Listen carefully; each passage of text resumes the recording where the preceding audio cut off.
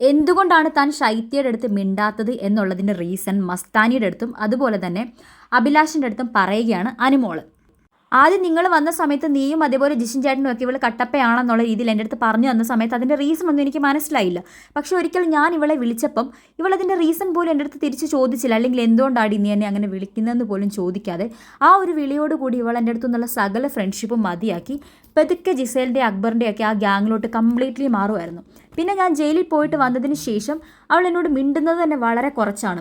എപ്പോഴും അവരുടെ കൂടെയാണ്. ഞാൻ വിളിച്ചാൽ പോലും അവൾ വരത്തില്ല. ഞാനൊരു ഫ്രണ്ടാണ് അവളുടെയെങ്കിൽ ഉറപ്പായിട്ട് അവൾ എൻ്റെ കൂടെ നിൽക്കത്തില്ലേ. അവൾ ഒരിക്കൽ പോലും എൻ്റെ അടുത്ത് വരുവാനോ എന്നോട് മിണ്ടുവാനോ ശ്രമിച്ചിട്ടില്ല. അവൾ എല്ലാം കഴിഞ്ഞ് ഉറക്കം വരുമ്പോൾ മാത്രം, അല്ലെങ്കിൽ ഉറങ്ങാൻ വേണ്ടി മാത്രമാണ് അവൾ എൻ്റെ ബെഡിലോട്ട് വന്നുകൊണ്ടിരുന്നത്. അതിനുശേഷം എൻ്റെ എക്സിൻ്റെ കാര്യം ആര്യനോട് പറഞ്ഞത് രീതിക്ക് ഞാൻ അവളെ സംശയിച്ചായിരുന്നല്ലോ. അത് അവളല്ല, ആര്യനാണ്, മസ്താനിയാണ് പറഞ്ഞെന്നുള്ള രീതിയിൽ പിന്നീട് അറിഞ്ഞിട്ട് അവൾ എൻ്റെ മുഖത്ത് ചെകിട അടിച്ച് പൊട്ടിക്കും എന്നുള്ള രീതിയിലൊക്കെ പറഞ്ഞു. അതിനുശേഷം കോംപ്രമൈസ് ടോക്കിനായിട്ട് ആദില നൂറ് ഒരുപാട് വട്ടം എൻ്റെ അടുത്ത് വന്നിരുന്നു. കാരണം ഇവൾ എൻ്റെ അടുത്ത് ഉറങ്ങാൻ മാത്രമാണ് വന്നുകൊണ്ടിരുന്നത്. അപ്പം ഞാൻ അവളുടെ അടുത്ത് ചോദിച്ചു, നീ ഉറങ്ങാൻ വേണ്ടി മാത്രമല്ലേ എൻ്റെ അടുത്തോട്ട് വരുന്നത്? അന്നേരം അവൾ ഉടനെ ബെഡ് മാറി നമ്മുടെ നൂറയുടെയും ആദിലയുടെയും കൂടെ പോയി കിടന്നു. ആദിലയും നൂറയും പലപ്പോഴും കോംപ്രമൈസ് ടോക്കിന് ശ്രമിച്ചിട്ടുണ്ടെങ്കിലും എനിക്ക് പറ്റത്തില്ല അവളോട് മിണ്ടാന്നുള്ളത് ഞാൻ തുറന്ന് പറഞ്ഞിരുന്നു. അത് അവൾക്കും മനസ്സിലായി ഞാൻ അവളോട് മിണ്ടില്ല എന്നുള്ള കാര്യം. അതിനേക്കാട്ടിലൊക്കെ പ്രധാനമായിട്ട് നമ്മൾ ഫ്രണ്ട്സ് ആയിരുന്ന സമയത്ത് പല കാര്യങ്ങളും ഷെയർ ചെയ്യും. എൻ്റെ അടുത്ത് പിണങ്ങുന്ന സമയത്ത് ഇവൾ അതെല്ലാവരുടെ അടുത്തും പോയി പറയാൻ തുടങ്ങി. അതായത് ആര്യൻ്റെ കാര്യം ആയിക്കോട്ടെ, വന്ന സമയത്ത് ആര്യൻ എൻ്റെ അടുത്ത് ഒരുപാട് വന്ന് മിണ്ടാനൊക്കെ ശ്രമിക്കുമായിരുന്നു. അപ്പോൾ ഇങ്ങനെ ചുമ്മാ കളിച്ചിരിയായിട്ടൊക്കെ ഇരിക്കുമായിരുന്നു. അപ്പോൾ ഇവൾ എൻ്റെ അടുത്ത് ചോദിച്ചിട്ടുണ്ട്, ഇവിടെ നിനക്ക് അങ്ങനെ ലവ് ചെയ്യാനോ അല്ലെങ്കിൽ ലവ് ട്രാക്ക് പിടിക്കുന്ന എന്തെങ്കിലും ഉണ്ടോ എന്നുള്ള രീതി ചോദിച്ചപ്പോൾ ഞാൻ പറയും, ഇവിടെ വേറെ ആരാ ഉള്ളത്, ആര്യൻ മാത്രമേ ഉള്ളൂ. ആര്യൻ എന്തോ എൻ്റെ അമ്മായിയുടെ മോൻ്റെ പ്രായം എന്തോ ഉള്ളൂ എന്നാണ് അനുമോള് പറയുന്നത്. അപ്പോൾ ആ ആര്യനെ ഞാൻ ലവ് ട്രാക്ക് പിടിക്കുമോ?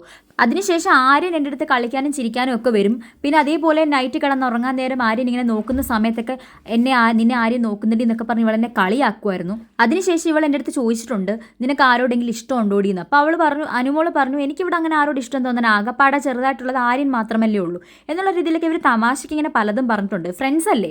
പിന്നെ അതുപോലെ ഒരുമിച്ച് കിടന്ന സമയത്ത് PR-ൻ്റെ കാര്യങ്ങൾ ഇവർ ഡിസ്കസ് ചെയ്തിട്ടുണ്ട്. ഇവളും PR കൊടുത്തിട്ടുണ്ടെന്നാണ് പറഞ്ഞത്. ഞാനും PR കൊടുത്തിട്ടുണ്ടെന്നല്ല, എൻ്റെ അടുത്ത് PR അപ്രോച്ച് ചെയ്തിട്ടുണ്ടെന്നൊക്കെയാണ് ഞാൻ പറഞ്ഞത്. പക്ഷേ ആര്യൻ്റെ കാര്യം എല്ലാവരുടെയും മുൻപിൽ ഇവൾ എൻ്റെ അടുത്ത് പിണങ്ങി കഴിഞ്ഞപ്പം എന്നെ കളിയാക്കി മറ്റുള്ളവരോട് പോയി സംസാരിച്ചു. ഇന്നലെ ഞാൻ ഇവളോട് സംസാരിക്കില്ല എന്ന് പറഞ്ഞപ്പോൾ എല്ലാവരുടെയും മുൻപിൽ വെച്ച് ഇവൾ ഉറക്ക വിളിച്ച് പറയാൻ ഞാൻ 16 ലക്ഷത്തിൻ്റെ PR കൊടുത്തിട്ടാണ് വന്നിരിക്കുന്നത് എന്നിങ്ങനെ എന്നെക്കുറിച്ച് ഇവൾക്ക് എന്തൊക്കെ പറയാമോ അങ്ങനത്തെ ഉള്ള എല്ലാ കാര്യങ്ങളും ഇവൾ മറ്റുള്ളവരുടെ മുമ്പിൽ ഇട്ട് കൊടുക്കുന്നുണ്ട്.